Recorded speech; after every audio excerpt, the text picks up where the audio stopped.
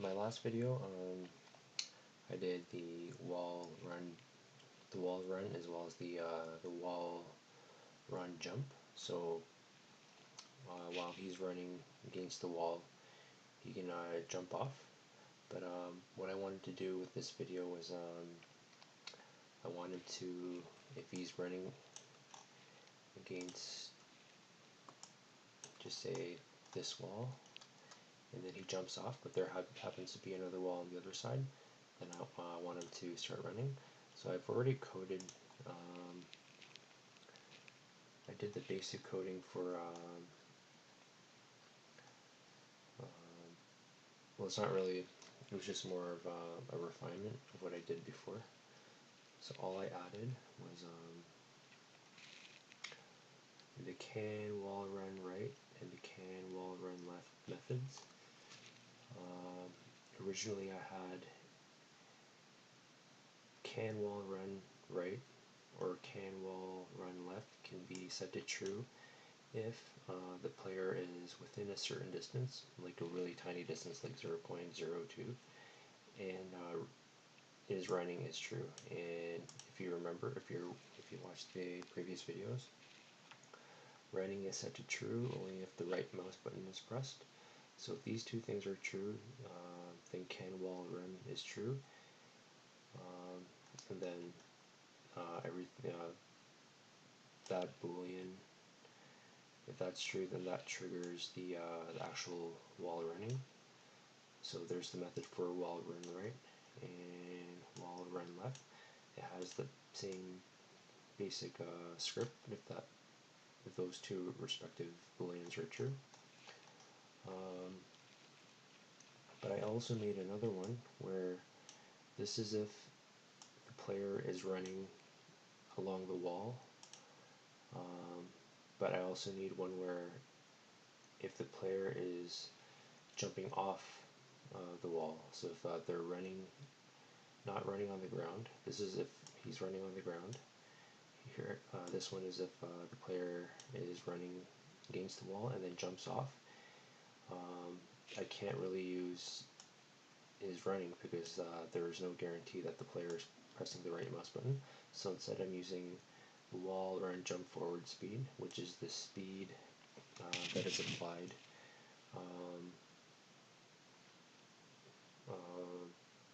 in the forward direction while the player is jumping off the wall. And I have, where is it? When the jump button is pressed and the player is running against the wall, I have three values: the vertical, the up value, the value away from the wall, and the value of the player's forward. So those values, either run right or can wall run left, they're fed into these here after the jump button is pressed while they're running on the wall. So I'm basically taking this value, wall run jump forward speed, and if that happens to be true,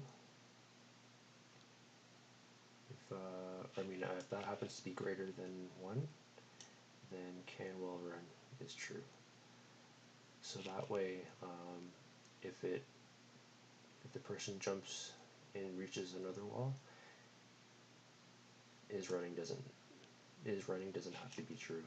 The wall run jump forward speed just has to be greater than 0. And if that's true, then that triggers the can wall run left or the run wall right. That's pretty much it. It doesn't work perfectly, but I'll show you. Okay, so I'm just gonna try this out just to see if it works. So if I hit play,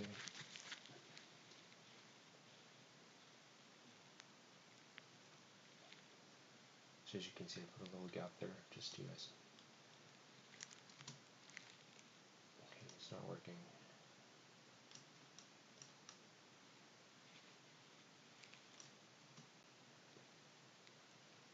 works, as you can probably tell, it works very briefly, but he goes right through the wall.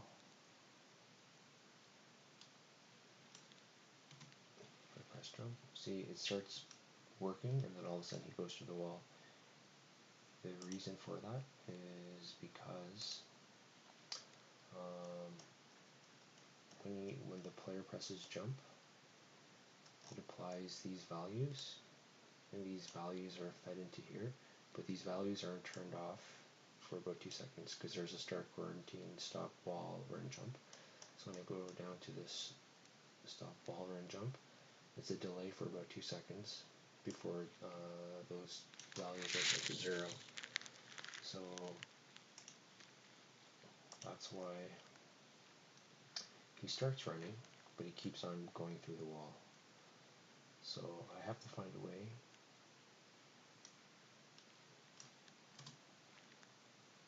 to shut off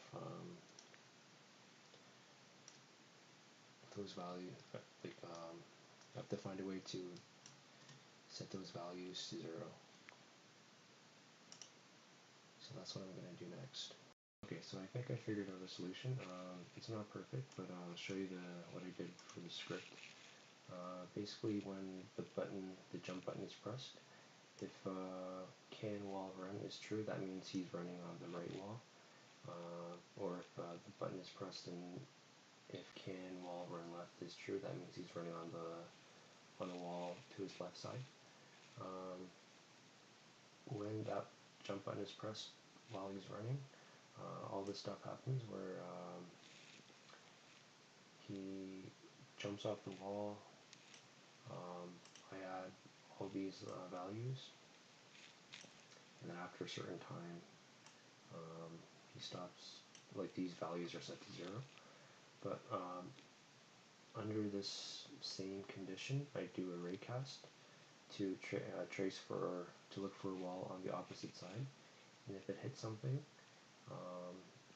as soon as when he jumps and approaches the wall and he gets to a certain distance of the hit, then these values here are set to 0.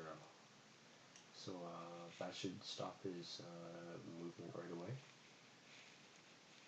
So I'm just going to try that out. Okay, so I just want to see if this works now, so I'm just going to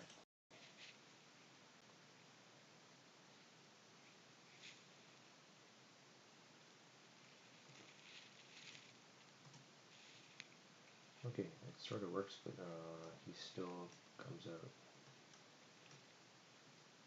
I'll try once more.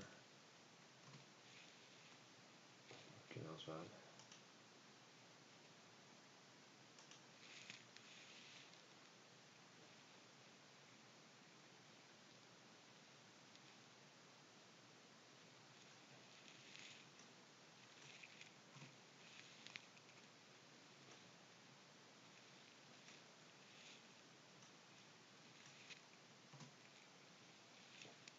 That's weird. Try once more.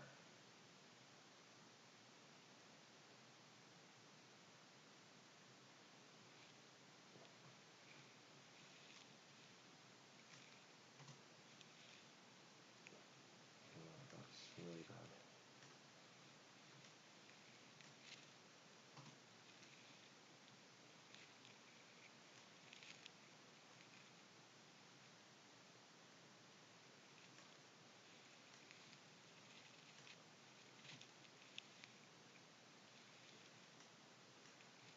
Okay, I'm just going to cut it off. That was a very short video.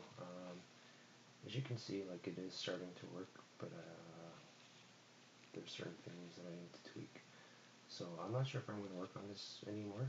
I just wanted to try it out to see what I can do with it. I was going to try and develop this more